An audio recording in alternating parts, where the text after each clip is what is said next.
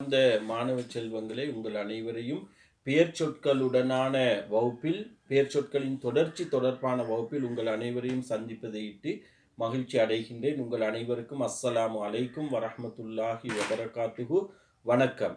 ஆம், அன்பார்ந்த மாணவர்களே, நேற்றைய தினம் முழுமையாக எங்களுடைய அந்த சேனலில் பெயர் சொற்கள் தொடர்பாக முழுமையான பகுதியை கொண்டு வர முடியாது போனது. ஆகவே அதனை தொடர்ந்து நாங்கள் இன்றைய தினம் அதன் தொடர்ச்சியாக உங்களுக்கு ஏனையவற்றை நாங்கள் நேற்றைய தினம் பெயர் சொற்கள் தொடர்பாக 6 வகைப்படும் என்று பார்த்தோம். மூவிட பெயர்கள் என்றால் என்ன என்று நாங்கள் பார்த்தோம். அதே போல காரண பெயர், இடுகுறி பெயர், காரண இடுகுறி பெயர் தொடர்பாக பார்த்தோம்.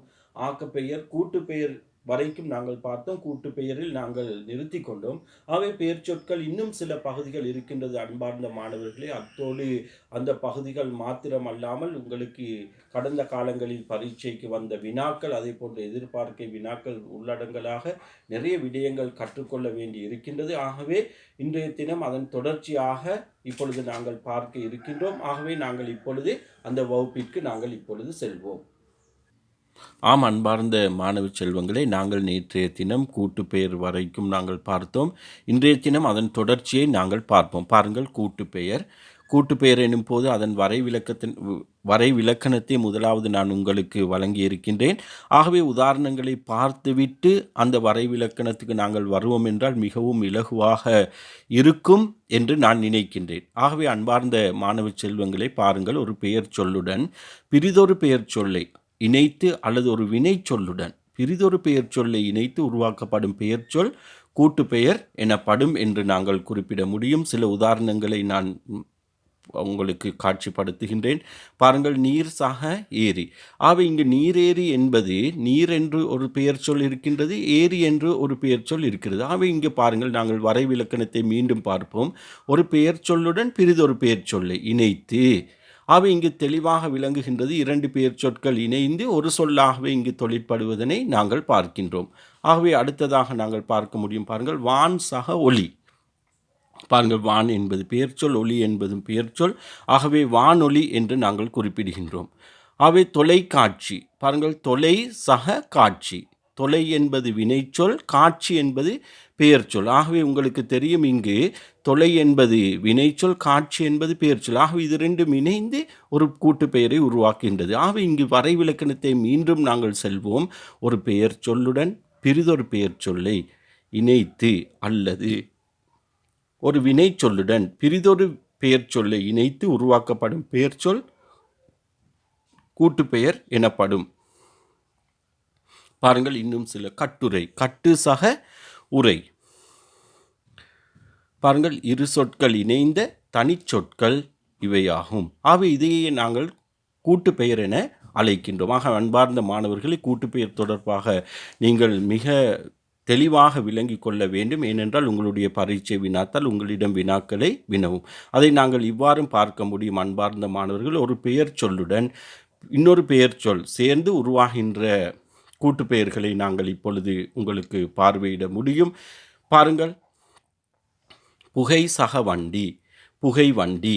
ஆகவே இங்கு பெயர் சொற்கள் 2 இணைந்திருப்பதனை நாங்கள் பார்க்கிறோம். ஆகவே பெயரும் இணைந்து ஒரு கூட்டு பெயர் உருவாகுவதை நாங்கள் இங்கு பார்க்கின்றோம். அதே போல் பாருங்கள், வான் சக ஒளி, வானம் சக வில். அடுத்ததாக நாங்கள் வினை சொல்லொன்று பெயர் சொல்லோடு இணைந்து எவ்வாறு ஒரு கூட்டு பெயர் உருவாகின்றது என்பதை நாங்கள் பார்ப்போம். எரி சக கணை, எரிகணை. தொலை சக காட்சி, தொலைக்காட்சி. எழுது சக கோல், எழுதுகோல். ஆகவே இங்கு நாங்கள் பெயர் சொற்களோடு பெயர் சொற்கள் இணைந்து கூட்டு பெயர் உருவாகுவதை நாங்கள் இங்கு பார்க்கிறோம். இங்கு வினை சொற்களோடு பெயர் சொற்கள் இணைந்து கூட்டு பெயர் உருவாகுவதை நாங்கள் இந்த பகுதியில் நாங்கள் பார்க்கிறோம். ஆகவே இவ்வாறு 2 விதத்தில் உங்களுக்கு வர முடியும். உங்களுடைய பரீட்சை வினாத்தாலும் பெயர் சக சமன் கூட்டு பெயராக அமைந்தது எது என்று கேட்க முடியும். அதே போல வினையும் பெயரும் சேர்ந்து உருவாகிய கூட்டு பெயர் எது என்று கேட்கவும் முடியும். ஆகவே நீங்கள் தெளிவாக விளங்கி கொள்ள வேண்டும் இந்த கூட்டு பெயர். ஆகவே இப்பொழுது உங்களுக்கு மிக இலகுவாக விளங்கி இருக்கும். ஒரு பெயர் சொல் இன்னொரு பெயர் சொல்லோடு இணைந்து கூட்டு பெயர் உருவாக முடியும். ஒரு வினைச்சொல் இன்னொரு பெயர் சொல்லோடு இணைந்து கூட்டு பெயர் உருவாக முடியும். ஆகவே கூட்டு பெயருக்கான வரைவிலக்கணம் இலக்கணத்தையும் நீங்கள் இப்பொழுது மிக இலகுவாக கண்டறிந்து கொள்ள முடியும். ஆகவே அன்பார்ந்த மாணவர்களே, நாங்கள் பெயர் சொல்லின் இன்னொரு பகுதிக்கு இப்பொழுது நாங்கள் போகின்றோம். இந்த பகுதியிலும் உங்களுக்கு வினாக்கள் வினவப்பட முடியும். ஆகு பெயர்.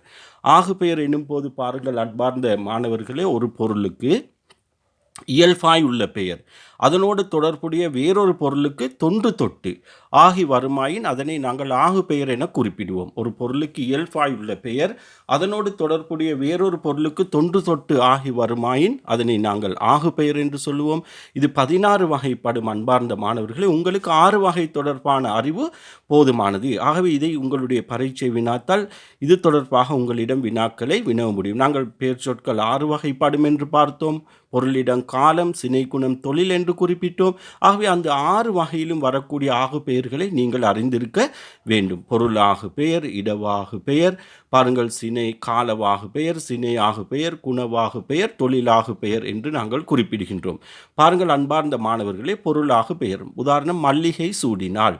பாருங்கள் மல்லிகை சூடினால் இது 6 வகைப்படும் என்று நாங்கள் பார்த்தோம். பொருளாக பெயரை நீங்கள் பாருங்கள். இங்கு முதற் பொருளின் பெயர் அதன் உறுப்பாகிய மலருக்காகி வருகிறது. ஒரு முதற் பொருட பெயர் அது உறுப்புக்காகி வருவதை நாங்கள் பொருளாக பெயர் என்று சொல்லி நாங்கள் குறிப்பிட முடியும் அன்பார்ந்த மாணவர்களே.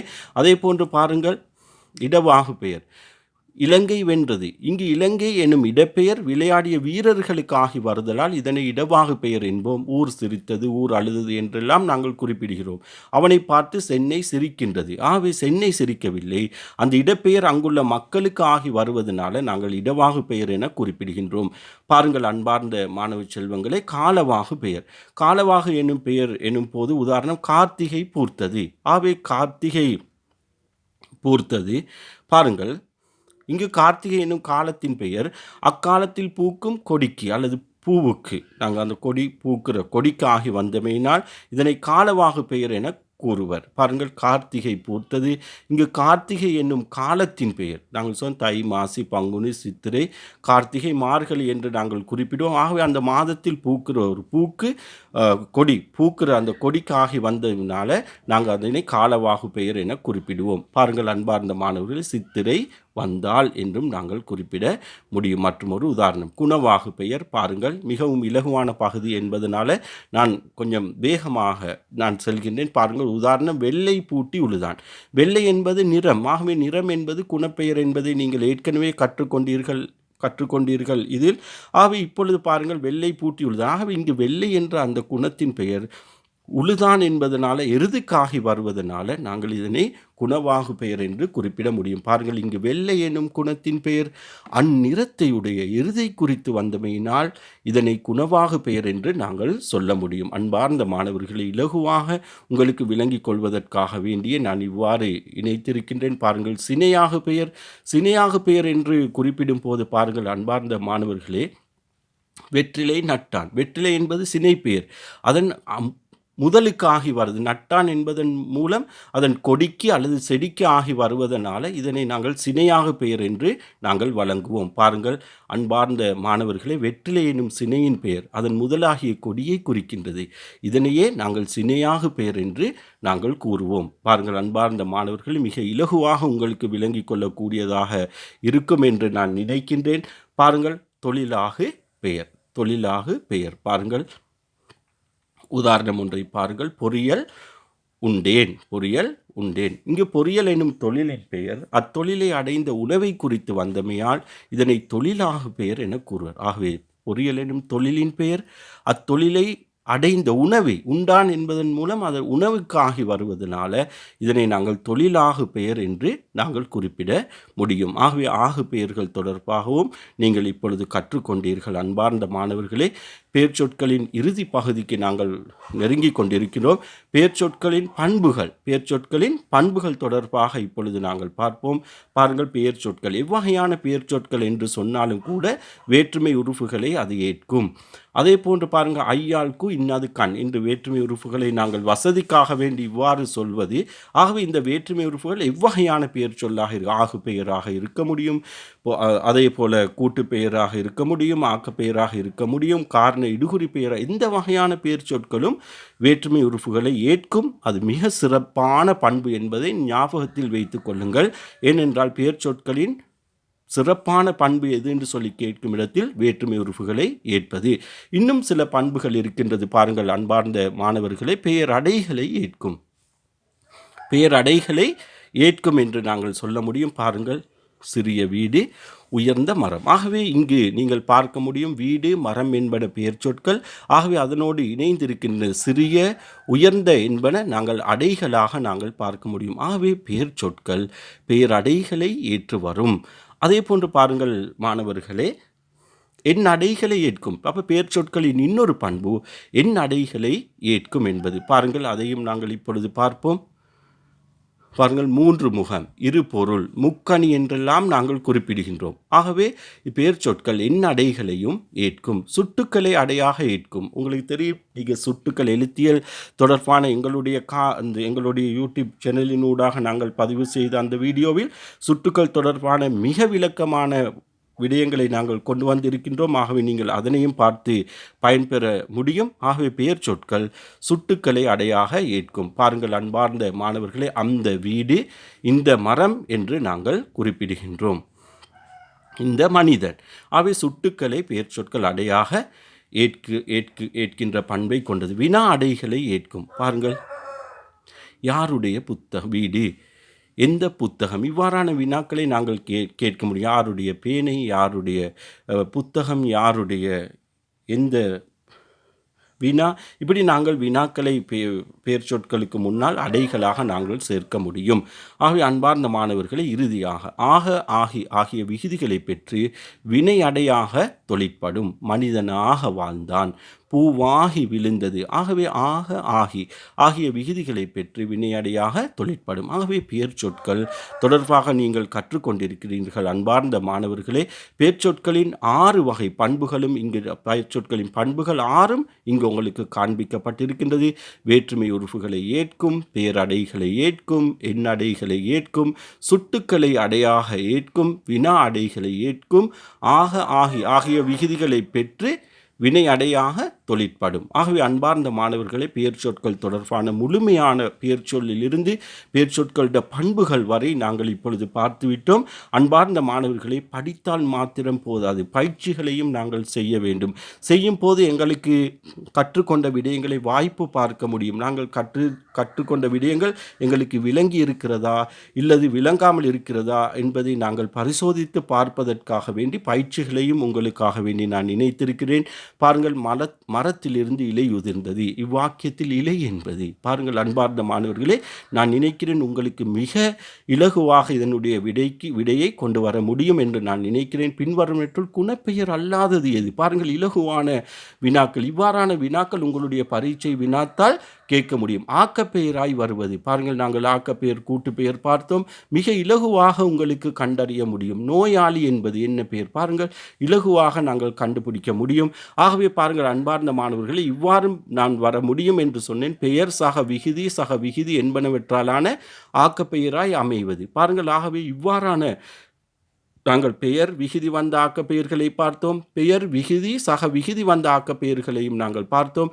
ஆகவே மிக இலகுவாக உங்களுக்கு கண்டறிந்து கொள்ள முடியும் என்று நான் நினைக்கின்றேன். ஆகவே இவ்வாறான வினாக்களை செய்வதனூடாக உங்களுக்கு கற்ற விடயங்களை வாய்ப்பு பார்ப்பதற்கு, உங்களுக்கு விளங்கிக் கொள்வதற்கு மிகவும் இலகுவாக இருக்கும் என்பதற்காக வேண்டியே இவ்வினாக்களையும் நான் இங்கு கோர்த்துள்ளேன். ஆகவே நீங்கள் இந்த பயிற்சிகளுக்குரிய விடையை நான் சொல்லவில்லை, நீங்கள் செய்து பாருங்கள். இலகுவாக இருக்கும் என்று நினைக்கின்றேன். என்னுடைய கற்பித்தலின்படி மிகவும் இலகுவாக இருக்கும் என்று தான் நான் நினைக்கின்றேன். பாருங்கள், இப்பொழுது பொறியியல் உண்டான். முதலாவது வினாவை பாருங்கள். பொறியியல் உண்டான். இங்கு பொறியியல் என்பது 4 விடைகள் தரப்பட்டிருக்குது. ஆகவே உங்களுக்கு மிக இலகுவாக கண்டறிந்து கொள்ள முடியும். ஊர் வென்றது. கோபம் மனிதனை இழிநிலைக்கு கொண்டு செல்லும். கோபம் என்பது பின்வருவற்றுள் ஆக்கப்பெயர். மண்ணெல்லாம் உய்ய மலை போல. வழங்கு கரம். மண் என்பது பாருங்கள் இலகுவான வினாக்கள் உங்களுக்கு தரப்பட்டிருக்கின்றது. ஆகவே பின்வருவற்றுள் காரண பெயராக அமைவது. பின்வருவற்றுள் தொழிற்பெயர் விகுதி கொண்டது. காலங்காட்டும் தொழிற்பெயர் விகுதி கொண்ட சொல்.